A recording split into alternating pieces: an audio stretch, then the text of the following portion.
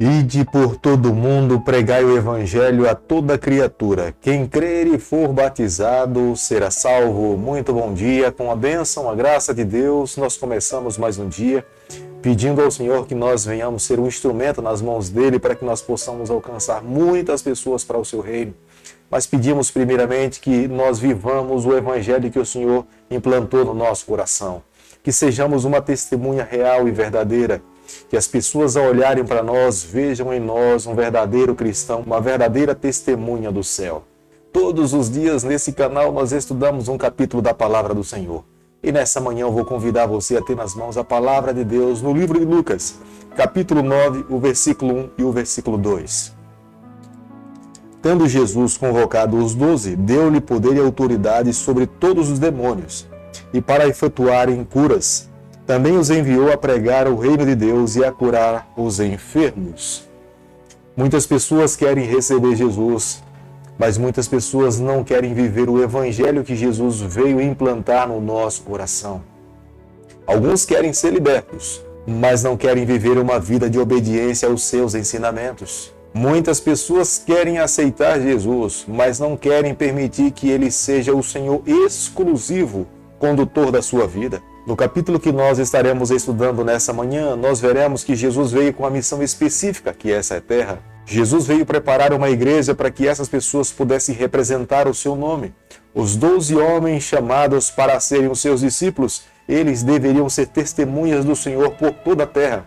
Mas a partir desses 12 homens, Deus queria alcançar toda a terra. Jesus não tinha um plano B. O plano A de Jesus era através dos discípulos, era discipulá-los, trazê-los para perto de si, ensiná-los, mostrar o caminho, e eles deveriam testemunhar de tudo aquilo que tinham aprendido com Jesus. É por isso que a cada dia nós precisamos ser mais parecidos com o Senhor, nós precisamos amá-lo com todas as nossas forças, nós precisamos permitir que a nossa vida seja a vida de Jesus Cristo. Como nós podemos observar no versículo 3 do capítulo que nós estamos estudando nessa manhã, um dos conselhos de Jesus para os seus discípulos naquela época é que quando eles fossem em missão, eles não deveriam levar nada, nenhuma bagagem que pudesse pesar sobre os seus ombros, nenhum instrumento que fosse um empecilho para a sua caminhada. E quando fosse hospedado na casa de alguém, o dono da casa, ele era o responsável para sustentar essa pessoa. A cultura daquela época ensinava que quando alguém recebia um hóspede na sua casa, ele tinha responsabilidade de cuidar dele em todos os âmbitos da vida desse ser humano. Os discípulos não deveriam procurar o luxo, eles deveriam se hospedar numa casa e permanecer nessa casa no período da sua missão. Eles não deveriam ficar trocando de casa em busca de um lugar melhor, mas eles deveriam permanecer numa única casa e desempenhar todas as atividades que eles deveriam exercer. Se porventura ao chegar numa casa e essas pessoas não lhe recebessem, eles deveriam sacudir o pó da sandália. Esse ato era uma demonstração de que aquela família estava rejeitando a palavra do Senhor. Eles tiveram uma oportunidade de receber a luz do céu, mas eles estavam trancando as portas da sua casa para que não fossem iluminados. Lucas capítulo 9, o versículo 7, a Bíblia diz o seguinte: Ora, o tetrarca Herodes soube de tudo o que se passava e ficou perplexo, porque alguns diziam: João ressuscitou dentre os mortos. O rei Herodes soube da vida de Jesus Cristo. Herodes soube do testemunho de Jesus.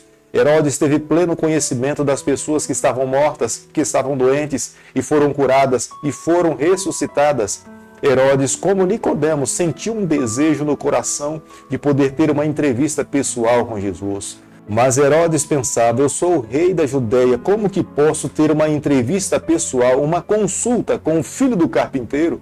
Isso seria muito humilhante para mim. Como as pessoas olhariam para mim? Eu não teria condições depois de ter explicações para uma entrevista como essa.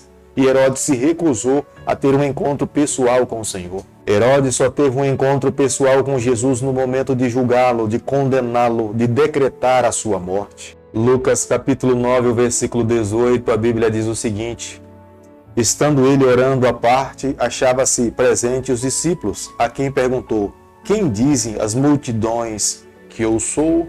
Lucas registra que Jesus não perdia a oportunidade de manter-se em contato com o Pai. Jesus buscava estar ligado a Deus.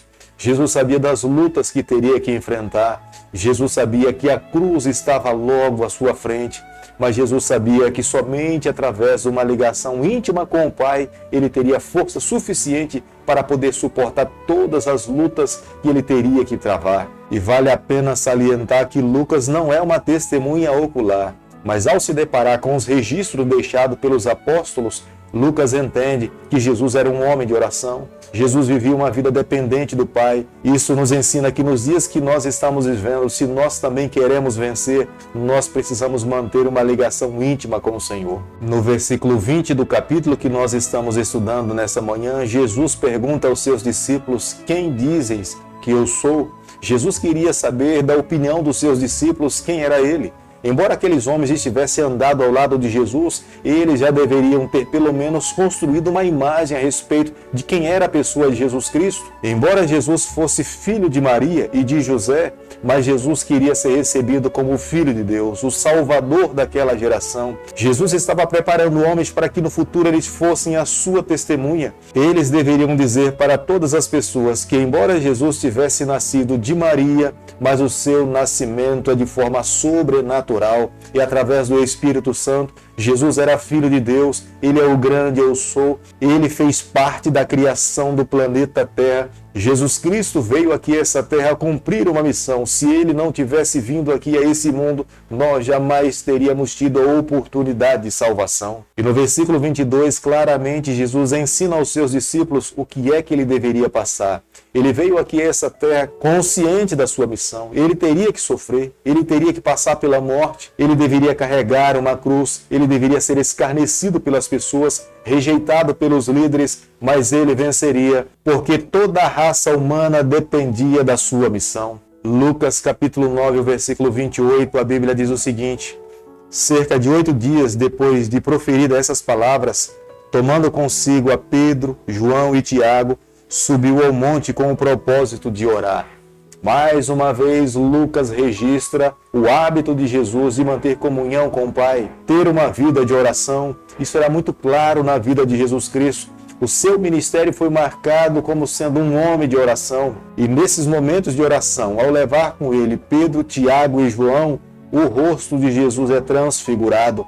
O céu sentia a responsabilidade de revelar para essa terra quem era aquele homem. Deus queria que as pessoas entendessem que Jesus era o Filho de Deus. O rosto de Jesus brilhava mais do que a mais clara luz que nós podemos entender hoje. E no momento em que Jesus estava sendo transfigurado, apareceu ao lado de Jesus Moisés e Elias. Os discípulos que estavam ao lado de Jesus, tomados de sono, ficaram assustados e com medo. O que poderia acontecer com eles? Mas quando Pedro tem a primeira oportunidade, ele fala para Jesus: façamos aqui uma tenda para o Senhor, para Elias e para Moisés. E foi nessas circunstâncias que eles ouviram uma voz vinda do céu dizendo: Ele é o meu filho amado, a ele vocês precisam ouvir.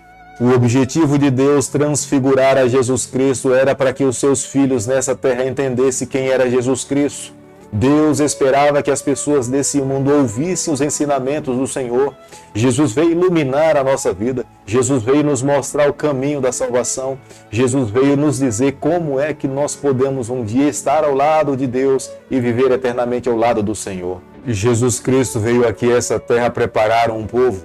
Jesus Cristo veio preparar uma igreja. Embora o amor de Deus é por todo mundo, mas o próprio Cristo tinha plena consciência que nem todas as pessoas lhe receberiam, lhe aceitaria.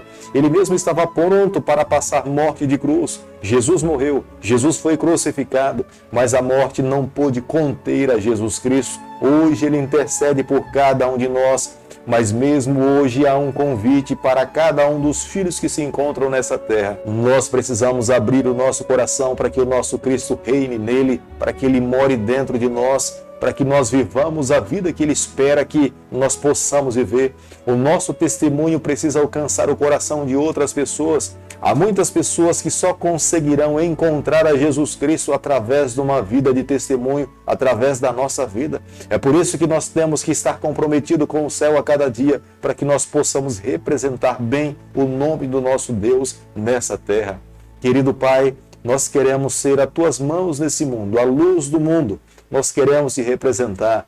mas primeiramente nós abrimos o nosso coração para que a nossa vida possa ser exclusivamente do Senhor.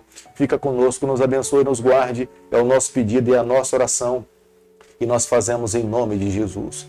Que o Senhor te abençoe e te guarde, que Ele faça resplandecer o seu rosto sobre você, que Ele tenha misericórdia de você, e sobre você nessa manhã Ele levante seu rosto e conceda a sua paz, em nome de Jesus. Amém.